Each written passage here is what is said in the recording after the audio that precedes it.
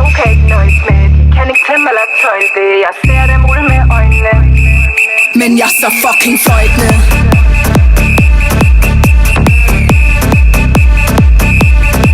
Så fucking fløjtende. Så fuldt ud, fuldstændig fucking fucking.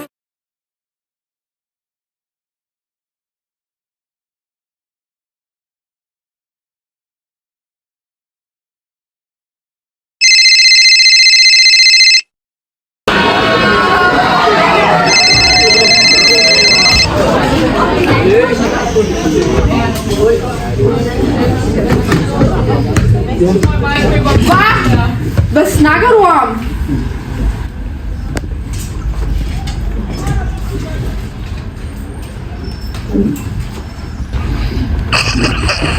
Fuck det! Vi mødes alle sammen i centralrummet nu, og det er nu. Det er nu, og det er ud!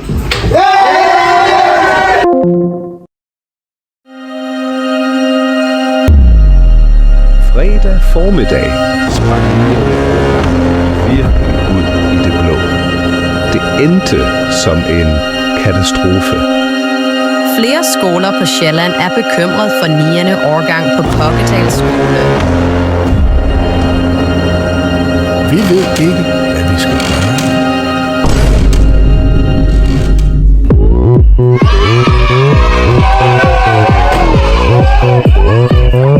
Oppan Gangnam Style.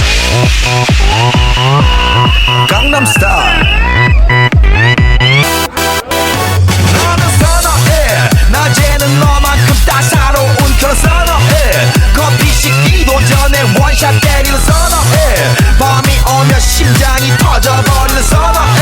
그런 선어해. 아름다워 사랑스러워 그래 너 그래 바로 너 아름다워 사랑스러워 그래 너 그래 바로 너 지금부터 갈 때까지 가볼까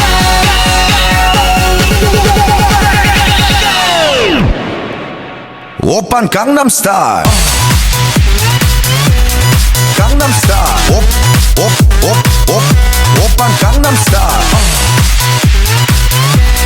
강남스타일 오빤 강남스타일 Hey sexy lady 오빤 강남스타일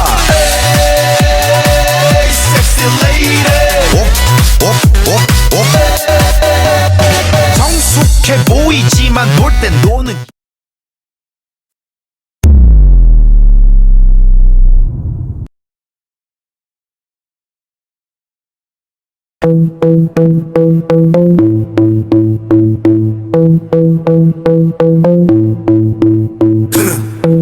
Big-klassen, jeres ego er højere end jeres karakterer.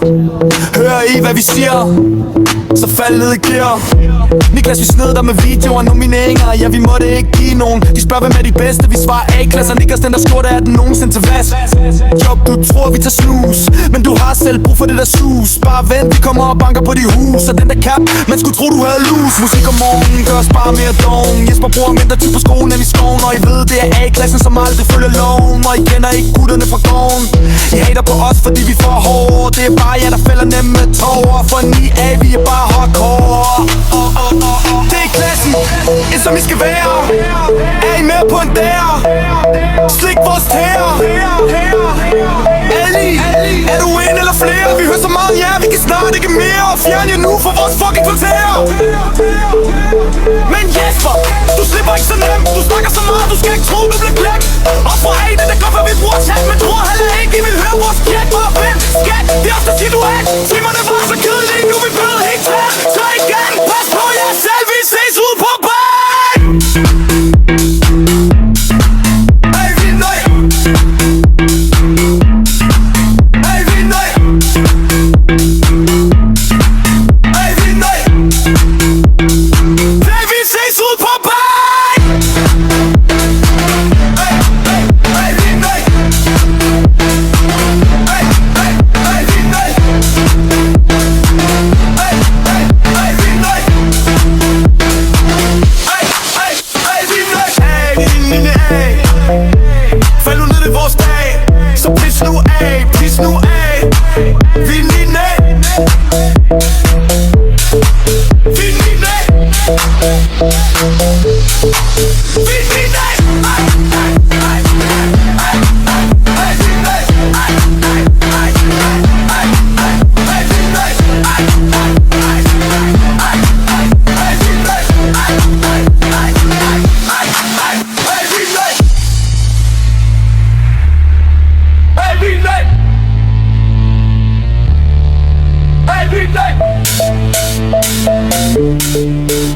Du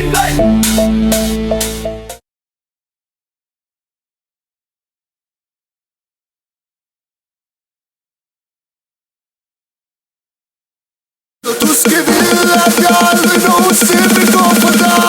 Dans for mig,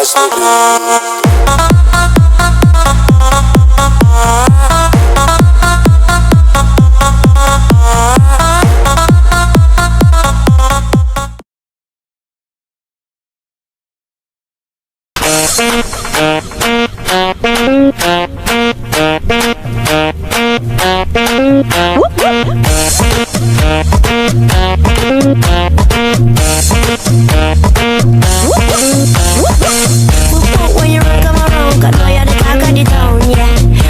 When you run, come around, I know you're the talk of the town, yeah.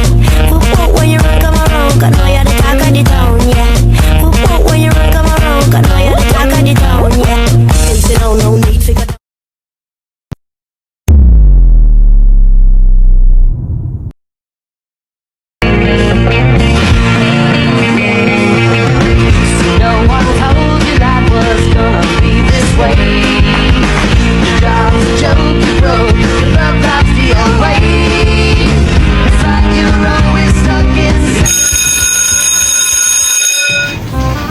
Hvor nu er han? Så er du på toilettet. Nej, jeg skal nok ud og finde ham. Jeg skal nok finde ham. 2 sekunder. Nora, jeg går i gang. Da du sendte patter til min indbakke. Godt. Vi skal have lidt til ligning af det. Det her er jo sidste gang, så jeg tænker, at vi bare spørger, hvad skal vi starte med? Hvad er vigtigt, når vi skal lave sådan her? Hvad laver du? Tager noter. Og han sidder en telefon stående bag ved din næse. Yeah, it's hard to be a nissemann. Hvis du skal, så skal du. Looking at me like you want my man. What the fuck?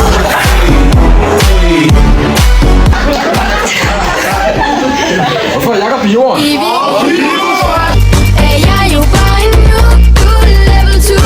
Line B, lige om lidt, så sender jeg jer til spisepause, og derefter så skal vi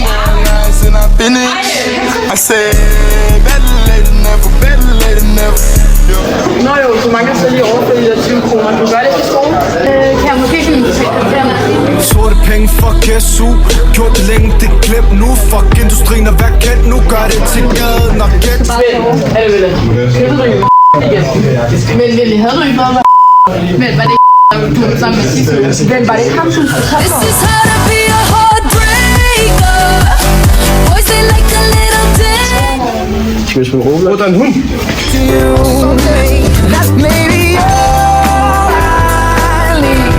Fucking stakker jer alle sammen. Altså, der er ikke nogen af jer, der skal tage mig. Altså, Det tror jeg. er der nogen, der gider prøve? Det tror jeg. Så vi skal tage den lige nu. 3, 2, 1.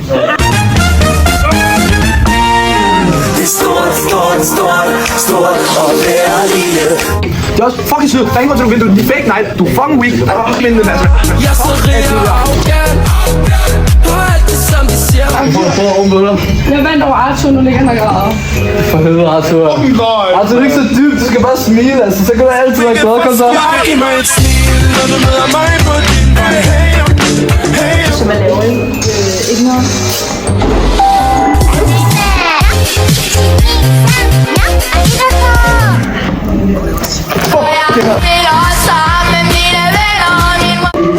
Ej, det er seriøst for mærkeligt. Jeg er en classy bitch, en Louis taske bitch, men jeg er en ratchet bitch. Jeg får fucking god løn den her måned. Ej, så skal vi da gå ud og shoppe. I got all these bitches wanting to be Barbie dolls. Barbie. Ej, fuck, I laver den her så. I'm too emotional.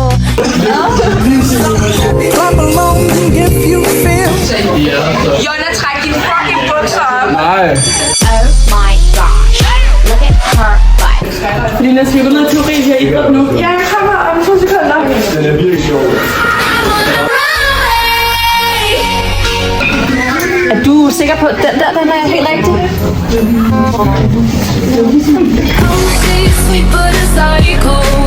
Sarah, du er da ikke bare.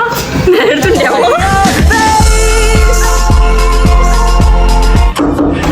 Selve kan jeg godt lide. Hvad er det, der ligger ved siden af dig? Nå, altså det var det, min var det. ¿Y qué fue? No hiciste nada. Con tanta chapa, va a hacerle. Say gay, mami, yes. Gay, mami, yes. Derude.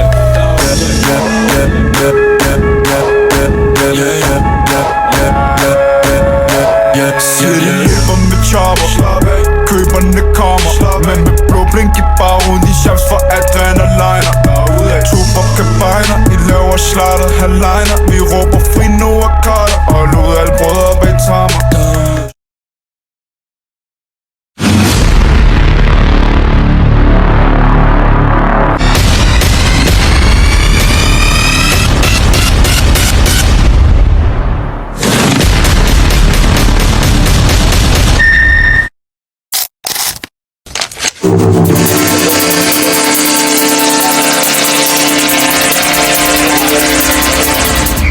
Hvor er I henne? Gå i gang med jeres ting. Bare gå ind på Gyldendal.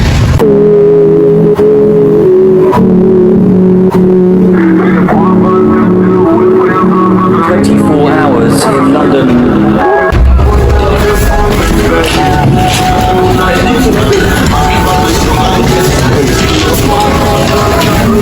Hvorfor kommer I først nu? Der er i kantinen.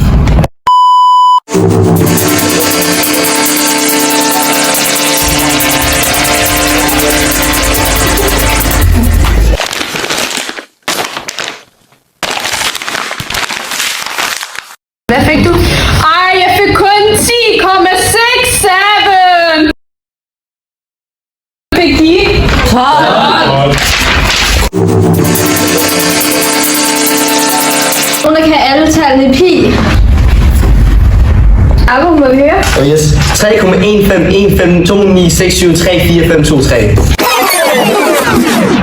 3,1515296734523.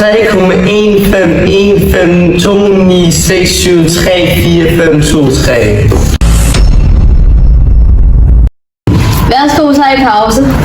Er nogen, der vil være med til varmen? Ja!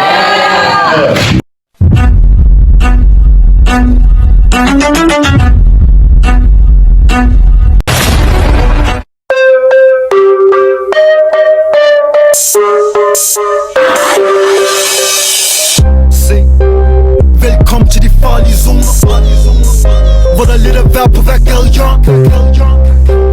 Diskussioner bliver til patroner, og selv de young G's, det er ikke for børn, for jeg er 5-stjernet kriminel. Kan ikke tælle de gange i et iso selv, kan ikke tælle de gange med en jakke på. Kom hjem om aftenen alligevel, forestil dig, kom blålys der blinker. Vi snakker igennem håbløse vinkler, håber på lyset når mørket forsvinder. De minder, de størkner, og guldet det blinder. For jeg prøver at ramme penge ligesom Escobar, og har slasker den gode som var det. This is out on the dance floor. Let's go, lose control. 3, 2, 1, drop it.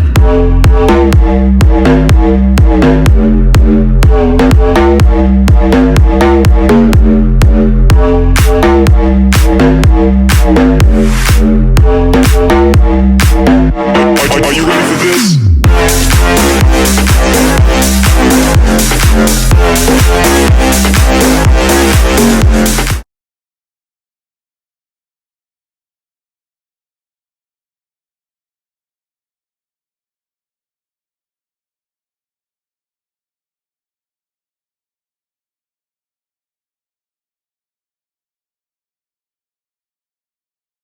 Så Pythagoras siger, at hvis vi kender to af siderne i en retvinklet trekant, så kan vi finde det hjælp af formlen A. Ice water turn Atlantic. Night calling in a phantom. Wow, det er godt, du er i live, William. Velkommen til. Så, hvordan kan vi så finde C, hvis vi kender de her to? Og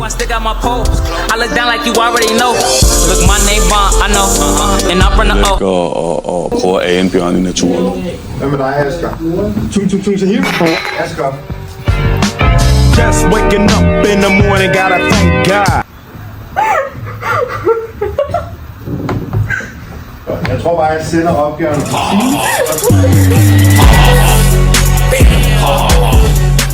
Ej, Pia, skal I lige høre, hvad der skete i weekenden? Fuck, det er klart. Er det rigtigt? Er det rigtigt? Er det rigtigt?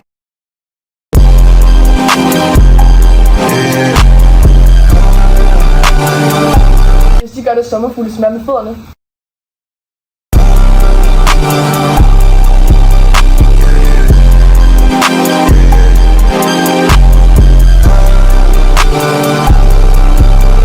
Hvis de gør det sommerfugle, smør med fødderne. Det er mega ligegyldigt, bare lav dit matematik. Det er et sapper. Det er okay, han er bare for det er spændende.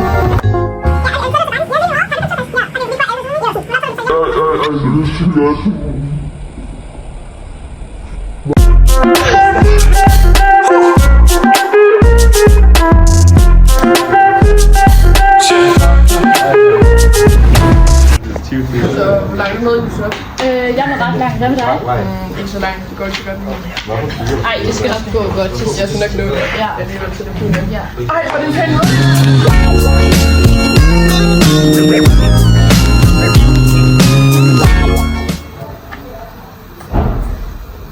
Hvor er Adam og Amin henne?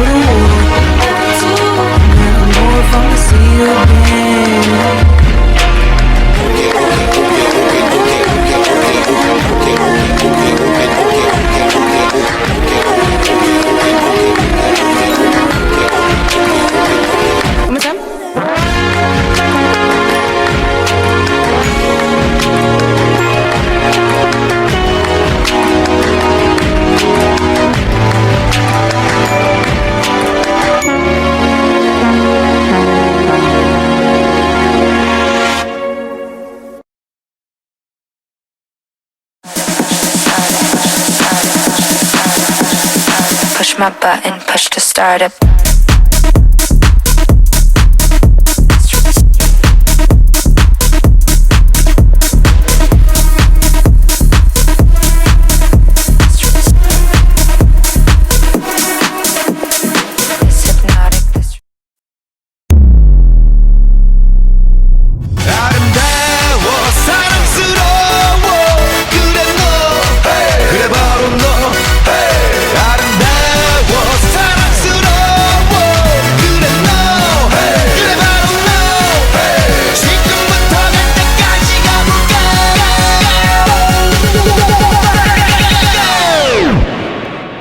오빤 강남스타일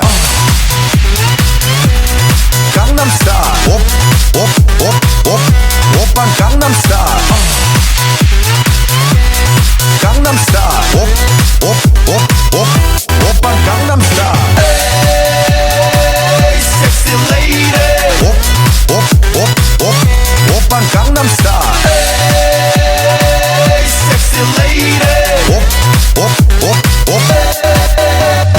성숙해 보이지만 놀 땐 노는 여자 이때다 싶으면 묶었던 머리 푸는 여자 가렸지만 웬만한 노출보다 야한 여자 그런 감각적인 여자 나는 선어해 점잖아 보이지만 놀 땐 노는 선어해 내가 되면 완전 미쳐버리는 선어해 근육보다 사상이 올통벌통한 선어해 그런 선어해 아름다워 사랑스러워 그래 너 그래 바로 너 아름다워 사랑스러워 그래 너 그래 바로 너 지금부터 갈 때까지 가볼까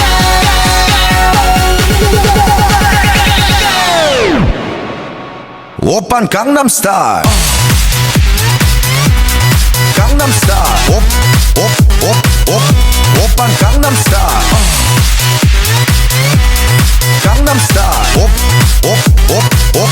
오빤 강남스타일 에이 섹시 레이디